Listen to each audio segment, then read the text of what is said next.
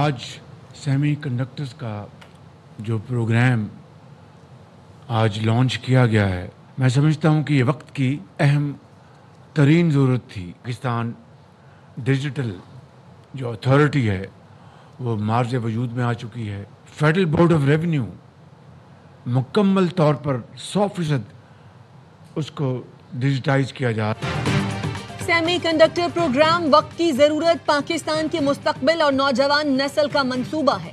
वज़ीर-ए-आज़म शहबाज शरीफ का मुल्क के पहले नेशनल सेमीकंडक्टर प्रोग्राम की इफ्तिताही तकरीब से खिताब। कहा, आज दुनिया में सेमीकंडक्टर्स के हवाले से लफ्ज़ी जंग चल रही है। पाकिस्तान सेमीकंडक्टर्स के मैदान में कुदरती वसाइल से माला माल है, इससे फ़ायदा उठाना हमारी जिम्मेदारी है।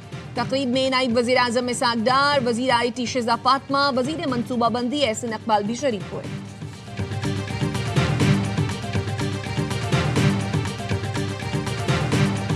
दोनों भाई हैं, वो उनके बारे में भी जो एक फॉल्स प्रोपेगेंडा किया गया, मार दिया गया है, उनको गोली लगी है, वो जख्मी हुए हैं, ऐसा कतई तौर पर कुछ नहीं है। उनको ट्रेस किया जा रहा है, वो ट्रेस हो रहे हैं। बहुत जल्द, आज नहीं तो कल, वो कानून की गिरफ्त में होंगे। साद रिजवी के 95 बैंक अकाउंट्स मुंजमद कर दिए। दोनों भाइयों को जल्द ट्रेस कर लेंगे। वफाकी हुकूमत को TLP पर पाबंदी का काबीना का फैसला भिजवाया जा चुका है। उम्मीद है 1-2 रोज़ में इस हवाले से फैसला आ जाएगा। वज़ीर इत्तलात पंजाब अज़मा बुखारी कहती हैं, शरपसंद टोले ने पुलिस एहलकारों से असलहा छीना। पुलिस की 8 गाड़ियों को आग लगाई, 8 पुलिस एहलकारों को गोलियां लगी, 48 शहरी जख्मी हुए। सेफ सिटी कैमरों को भी तोड़ा गया। रेस्क्यू एहलकारों को मारा पीटा गया। 3800 फाइनेंसर्स की फहरिस्त सामने है। TLP की 330 मसाजिद को हुकूमत ने टेक ओवर कर लिया है। रियासत और हुकूमत ने TLP के खिलाफ कुछ फैसले लिए हैं। वालिदैन से गुजारिश है अपने बच्चों को फसाद का ईंधन बनने से रोकें। वज़ीर इत्तलात ने हंगामा आराई की वीडियोस भी दिखाई।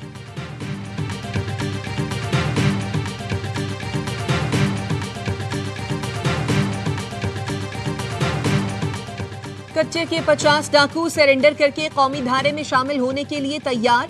महकमा दाखिला सिंध की जानिब से डाकुओं के सरेंडर करने की तकरीब कल होगी।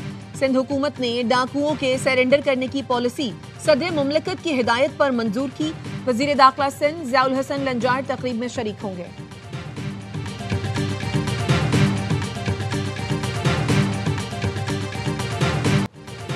भारतीय क्रिकेट बोर्ड एशिया कप की ट्रॉफी के लिए गिड़गिड़ाने लगा। BCCI का एशियन क्रिकेट काउंसिल को ट्रॉफी के लिए खत। ACC सदर मोहसिन नकवी ने 2 टोक जवाब दे दिया। कहा, ट्रॉफी चाहिए तो दुबई आना पड़ेगा। ट्रॉफी 10 नवंबर को तकरीब में ही मिलेगी। This was very clearly spelled out that there won't be any incursions and TTP will not have any facility on their soil. We kept on repeating and obviously they deny it, but in an implied way both the countries, Turkey and Qatar, they pressed upon them that this is the main bone of contention. जब तक खिलाफ वर्जी नहीं होती मुआहदा लागू रहेगा। वजीर दिफा ख्वाजा आसिफ का पाक अफगान जंग बंदी मुआहदे पर रॉयटर्स को इंटरव्यू। कहा, यह तय हुआ है, दरअंदाजी नहीं होगी। TTP को अफगान सरजमीन पर पनाह नहीं दी जाएगी। मुज़ाकरात के दौरान तालिबान हुकाम सहूलतकारी से इनकार करते रहे। तुर्की और कतर ने कहा, यही तनाज़े की जड़ है। अरब न्यूज़ को इंटरव्यू में वजीर दिफा ने कहा, अफगानिस्तान में कालादम TTP मौजूद है, इससे कोई इनकार नहीं कर सकता। अफगानिस्तान को तय करना होगा कालादम TTP की सरगर्मियों की निगरानी कैसे की जाए।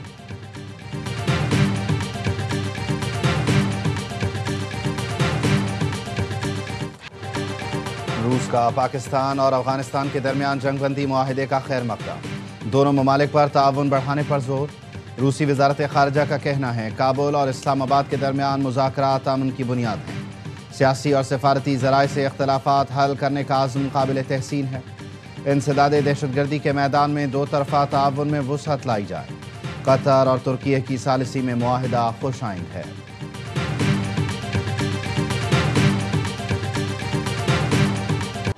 पाक अफगान तुर्कम सरहद जल्द खुलने का इम्कान। 24 से 48 घंटे में बॉर्डर खुल जाएगा। पाकिस्तानी सिफारती हुकाम ने ARY न्यूज़ से खुसूसी गुफ्तगू में बताया, दोनों मुल्कों के हुकाम ने सरहद खोलने पर इत्तफाक कर लिया है। कोई और तनाज़ा न हुआ तो तुर्कम सरहद खोल दी जाएगी।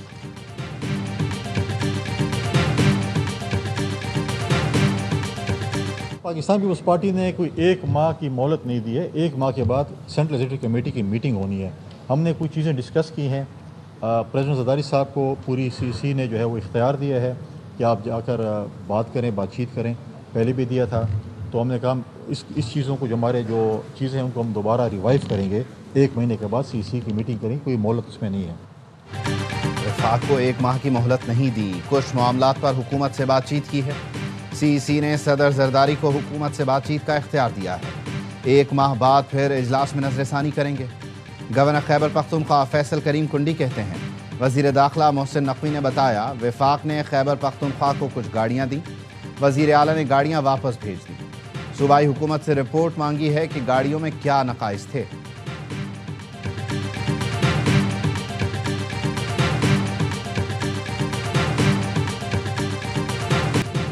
नाम नेहाद बलोच नेशनल मूवमेंट का बरतानिया में बेबुनियाद प्रोपेगेंडा बेनकाब। भारतीय खुफिया एजेंसी रॉ की इमा पर बैरून मुल्क एहतजाज का भांडा फूट गया।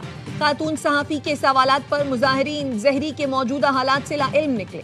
खातून सहाफ़ी का कहना था मुजाहिरीन और गैर मकामी बाशिंदों को गैर मुल्की लॉबीज के जरिए किराए पर हासिल किया गया। मुजाहिरीन ने जिन अफराद और बच्चों की तस्वीरें उठा रखी थी वो उनके नाम तक नहीं जानते थे। मुजाहिरीन ने एतराफ़ किया वो बलूचिस्तान के बारे में कुछ नहीं जानते। मुजाहिरा झूठे नारों, मसनूई जज्बात और प्रोपेगेंडा पर मुश्तमिल था। बाज़ हल्कों ने जाली तस्वीर से सिक्योरिटी फोर्सेस के हवाले से गुमराहकुन दावे फैलाए। प्रोपेगेंडे के बरक्स बलूचिस्तान के इलाके जहरी की सड़कें खुली और बाजार आबाद हैं। अगर आपकी बात मान ली जाए कि सुप्रीम कोर्ट और बेंच अलग-अलग है, तो इस प्रोवाइजो में जो 100 वोटों के पावर लिए गए वो सुप्रीम कोर्ट के लिए गए, बेंच के नहीं लिए जी नहीं। और दूसरी तरफ आप कह रहे हैं कि बेंच के पास अदरवाइज सारे सुप्रीम कोर्ट के पास पावर्स हैं, बेंच के पास सुप्रीम कोर्ट के आईनी बेंच में 26वीं तरमीम के खिलाफ दरख्वास्तों की समाअत। बेंच के सरबराह जस्टिस अमीनुद्दीन खान ने रिमार्क्स दिए, यहाँ बेंच के इख्तियारात का सवाल ही नहीं, सवाल यह है कि दीगर जजेस को आईनी बेंच का हिस्सा कैसे बनाया जाए। वकील शब्बर रिजवी ने कहा, आपके पास 2 ओहदे हैं, आप सुप्रीम कोर्ट भी हैं और आईनी बेंच भी। जस्टिस मोहम्मद अली मजहर ने कहा, रेगुलर और आईनी बेंच एक दरख्त की 2 शाखें हैं। कोई ये नहीं कह रहा कि आईनी बेंच सुप्रीम कोर्ट से ऊपर है या नीचे। क्या हमारे पास इख्तियार है कि हम उनको शामिल करें जो आईनी बेंच का हिस्सा नहीं? पाकिस्तान में कानून बन चुका, 2 कमेटियाँ बन गईं, chief justice master of roster नहीं है। वकील ने कहा, आप 191A से निकल ही नहीं रहे। जस्टिस मोहम्मद अली मजहर बोले, आप हमें इससे निकलने का रास्ता बताएं, कैसे निकलें। वकील शब्बर रज़ा रिजवी ने जवाब दिया, मुझसे बेहतर आप जानते हैं कि क्या करना है। जब आप खुद को सुप्रीम कोर्ट समझेंगे तो मसले का हल निकल आएगा।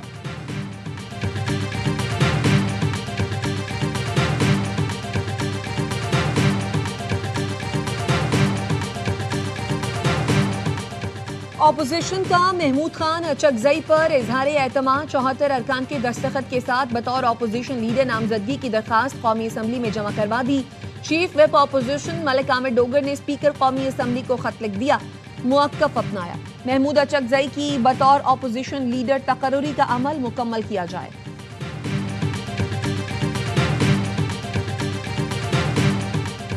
शराब और असलहा बरामदगी केस में अली अमीन गंडापुर के नाकाबिल जमानत वारंट गिरफ्तारी जारी। इस्लामाबाद सेशन अदालत का साबिक वज़ीर आला खैबर पख्तूनख्वा को गिरफ्तार करके पेश करने का हुक्म। समाअत 28 अक्टूबर तक मुलतवी। अली अमीन गंडापुर के खिलाफ थाना बाराकहू में मुकदमा दर्ज है।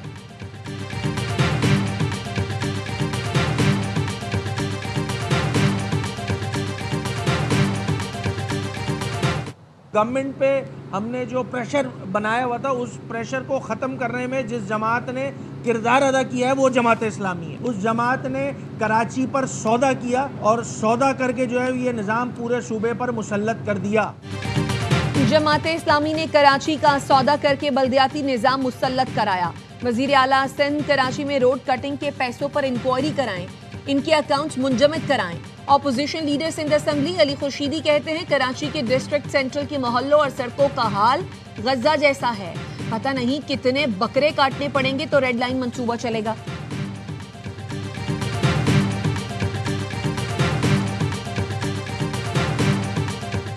वफाक ने सिंध में जारी मंसूबों के लिए 22 अरब 40 करोड़ रुपए जारी कर दिए। दस्तावेज के मुताबिक कराची साइट एरिया में सड़कों की बहाली पर 1.5 अरब रुपए खर्च होंगे। सांगढ़ से नेशनल हाईवे के तरक्याती काम के लिए 2 अरब रुपए जारी किए गए। सैलाब ज़दगान के मकानात की तामीर के लिए 14.5 अरब रुपए जारी हुए।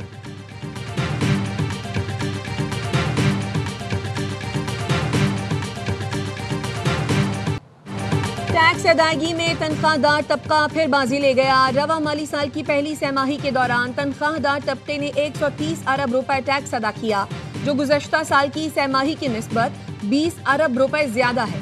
जुलाई से सितंबर के दौरान इनकम टैक्स की मद में 11% इजाफा रिकॉर्ड हुआ।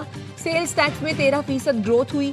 फेडरल एक्साइज ड्यूटी की मद में 26% और कस्टम्स ड्यूटी की मद में 13% इजाफा हुआ।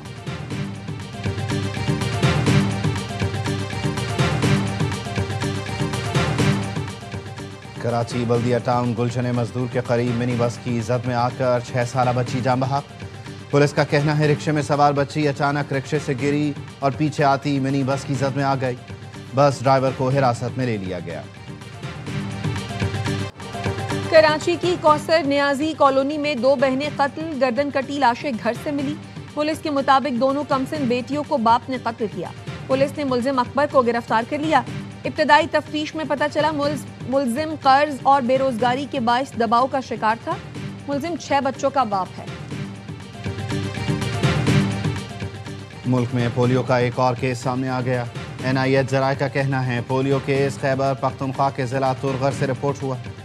रवां साल खैबर पख्तूनख्वा में पोलियो के 19, सिंध में 9, पंजाब और गिलगित बल्तिस्तान में एक केस रिपोर्ट हुआ। मुल्क में मजमूई तौर पर पोलियो केसेस की तादाद 30 हो गई।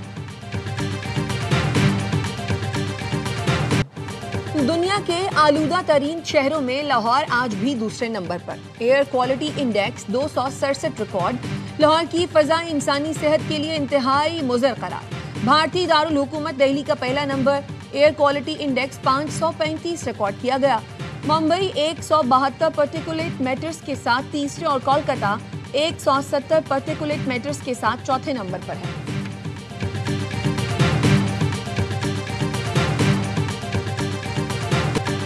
नेपरा ने के इलेक्ट्रिक के माली साल 2024 से 2030 तक मल्टी एयर टैरिफ में कमी कर दी। नजरसानी की दरख्वास्तों पर फैसला जारी। औसत टैरिफ 39 रुपये 97 पैसे फी यूनिट से कम करके 32 रुपये 37 पैसे फी यूनिट कर दिया। तर्जुमान के इलेक्ट्रिक का कहना है राइट ऑफ क्लेम्स से मुताल्लिक पैमरा ने अपना साबिका फैसला बरकरार रखा है। दीगर मामलात में नेपरा की जानिब से नुमायां तब्दीलियाँ कंपनी के लिए नामुनासिब हैं। इससे तमाम स्टेक होल्डर्स बिलखुसूस सारिफीन पर दूररस असरात मुरतब होंगे।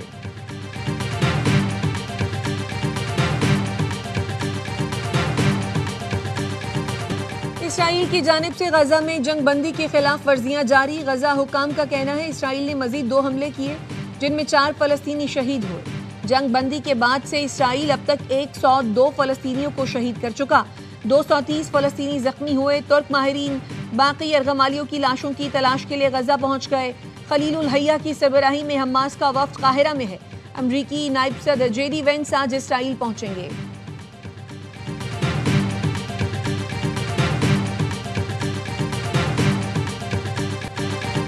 अगर मैं हुक्म दूं तो इसराइली फौज 2 मिनट में गजा जाकर हमास को ख़त्म कर देगी, मगर फिलहाल मामला ठंडा रखने और जंग बंदी पर अमल दरामद यकीनी बना रहे हैं।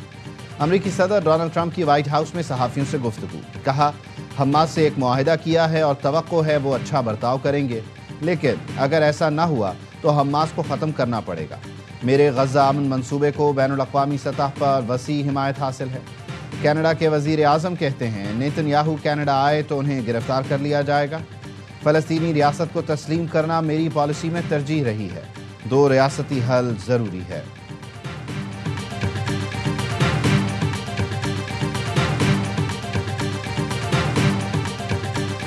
I love my relationship with President Xi. We have a great relationship.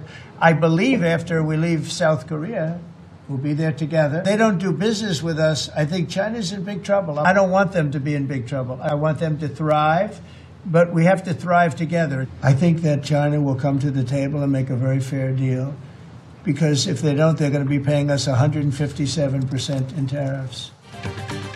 अमरीकी सदर डोनाल्ड ट्रंप का आइंदा बरस दौरा चीन का ऐलान। चीन के साथ तिजारती मुआहिदा मुतवक्के। सदर ट्रंप कहते हैं चीनी हममनसब से मुलाकात हो गई। चीन से तिजारती मुआहिदा न हुआ तो 157% टैरिफ आयद कर देंगे। फ्रांसीसी तारीख का बड़ा सियासी स्कैंडल अंजाम को पहुंच गया। साबिक सदर निकोलस सरकोजी को 5 साल के लिए पेरिस की हाई सिक्योरिटी जेल मुंतकिल कर दिया गया। सरकोजी को लीबिया के कर्नल मोअम्मर कज़ाफी से गैर कानूनी फंड्स लेने के जुर्म में सजा सुनाई गई थी।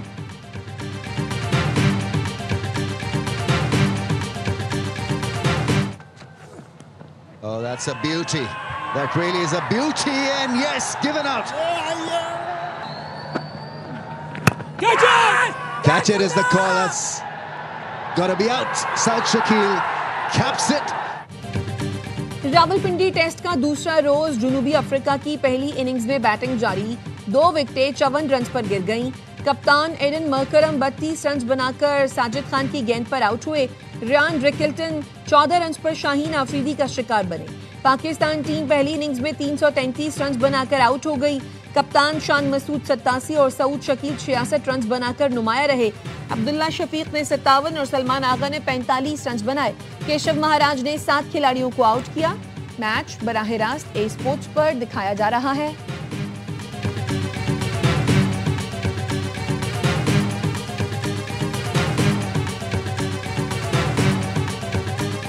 आईसीसी वुमेन्स वर्ल्ड कप में पाकिस्तान और जनूबी अफ्रीका मद्दे मुकाबल। मैच बारिश के बायस रोक दिया गया। जनूबी अफ्रीकी टीम पहले ही सेमीफाइनल में जगह बना चुकी है। पाकिस्तान वुमेन्स टीम अब तक टूर्नामेंट में कोई मैच नहीं जीत सकी। 2 मैचेस बारिश के बायस मंसूख हुए।